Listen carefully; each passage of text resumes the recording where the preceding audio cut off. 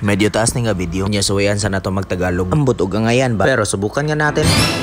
Kakatapos ko lang pala maligo dito. Medyo natagalan ng gising dahil sa mahabang biyahe galing Tacloban hanggang makaabot tayo sa Port of Allen sa Northern Samar. Inahanda ko na pala yung mga gamit namin at siniguradong wala tayong makakalimutan. Di kalaunan mga lods, sinimulan na natin baybayin ang kahabaan ng daan galing sa probinsya ng Sorsogon hanggang makarating tayo ng Albay. Di talaga biro yung ganitong trip mga lods dahil maliban sa pagiging time-consuming trip nito at magastos din. Kailangan mo rin mahaba-habang pasensya gawa nga ng sobrang habang biyahe, init, pagod, at ulan. Masusubukan din kung kano katibay yung resistensya mo. Bago mo pala gawin yung ganitong mga trip, kailangan mo muna ng matinding ensayo. I mean practice sa pag long ride. Yung ginawa ko, bago ako pumunta dito, binaybay ko muna ang kahabaan ng Cebu National Highway. It's either Cebu City hanggang southern tip of Cebu or Cebu City to northern part of Cebu. Pero balik muna tayo sa video mga lods. Gusto ko lang sana i-flex yung National Highway dito sa Sorsogon. Grabe ang ganda. Bihira ka lang makakita ng lubak at nakakabusog sa mata yung view. Sa lahat ng highway na experience ko,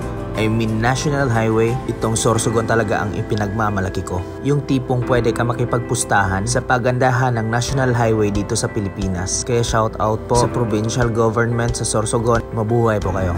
Hanggang makarating na tayo sa Albay mga lods, na maganda din ng mga daanan at lalong-lalo na yung view. Hindi lang kita sa ating low quality action cam yung mayon sa malayuan, pero solid sa personal yan, yung tipong kahit malayo pa, para na siyang lalapit sa'yo. Sa puntong to, nararamdaman ko na magpapakita si mayon sa malapitan na hindi gaanong matatakpan ng ulap yung paligid niya. At eto na nga, nagbibigay na senyales na magpapakita talaga siya sa kanyang perpektong hugis. Uulitin ko, habang nagmamaneho ka ng motor niyan, ang ganda talaga niyan tingnan sa personal. Low quality lang talaga yung action cam natin. Sa bagay, nagsisimula pa naman tayo. Pero who knows, bukas makalawa, mabibili din natin yung mga high quality equipment katulad ng GoPro, drone, at saka mga DSLR camera. Sa puntong to, nalulungkot ako kasi natatakpan na siya ng ulap. Pero di talaga nakakalula yung ganda ng mayon. First destination pala namin dito sa Albay ay ang Quitwinan Ranch na matatagpuan sa Kamalig, Albay. At eto na siya mga idol. Namamangha talaga kami sa ganda ni mayon, lalong-lalo na kung makikita nyo siya sa personal. Sinubukan pa namin lumapit ng lumapit hanggang sa nakakita kami ng magandang spot. At eto na siya mga lods. Grabe yung tuwa ni Madam. Napatalon talaga siya kasi first time niya makita si Mayon. At ako din, tahimik lang akong nagbibideo. Nagdikit na rin pala tayo ng sticker dito.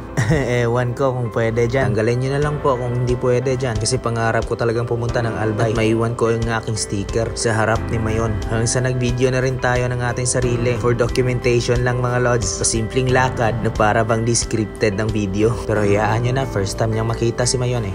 Hindi rin magpapawala yung ating pangmalakasang timelapse kasama si Madam. Tamang selfie, away, at lambingan. Hanggang sa napagdesisyon na naming bumaba na at makapaghanap ng matutuluyan. Para na rin kami nag-ATV ride dito. May river crossing pa. Ewan ko kay Google Map, dito kami dinaan eh. Yung hotel pala na tutuluyan namin mga lods ay nasa Kamalig Bypass Road. Parang pamilyar na to sa iba eh. Kasi sabi ng mga staff doon, kahit weekdays, palagi silang fully booked. Pero nagbabaka sakali kami mag-walk-in. At sana pagdating doon, may available pang room. Ito palang dinadaanan natin mga lods. Ito daw ay lahar galing sa Mayon hanggang nakababa na tayo sa Pan-Philippine Highway at papasok ng Kamalig Bypass Road. Kahit nakababa na tayo sa Quitwinan Hills, kitang-kita pa rin natin siya mga lods. Ayon kay Google, 8 lungsod ang pwede mong puntahan at kita mo pa rin si Mayon. Mga lungsod tulad ng Daraga, Kamalig, Ginubatan, Ligao, Tabaco, Malilipot, Santo Domingo at Legazpi. Sa video to mga lods, medyo lumagpas tayo ng konti. Kaya nag-U-turn tayo at blessing in disguise, pakita na naman siya. Ayon na naman kay Google, yung daanang na left turn natin ngayon ay parte ng PNR Road o dating daanan ng tren. Sa ibang barangay ng Kamalig, may nakikita din kami mga release ng tren. At dito na nga tayo sa hotel mga lods. Pangalan ng hotel?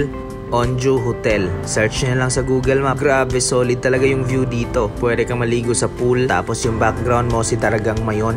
Mawawala talaga yung pagod mo dito. Syempre di mawawala yung picture ng ating motor at background si Mayon sa malapitan. Diyan pala kami nakastay sa Nipa Hut for 999 pesos. Good for 24 hours. Pero ginawa na naming 48 hours kasi marami pa kaming papasyalan dito sa Albay. At eto na nga, tamang tambay lang habang nagpapalipas ng init kasi pupunta pa kami ng Sumlang Lake at The Farm Plate.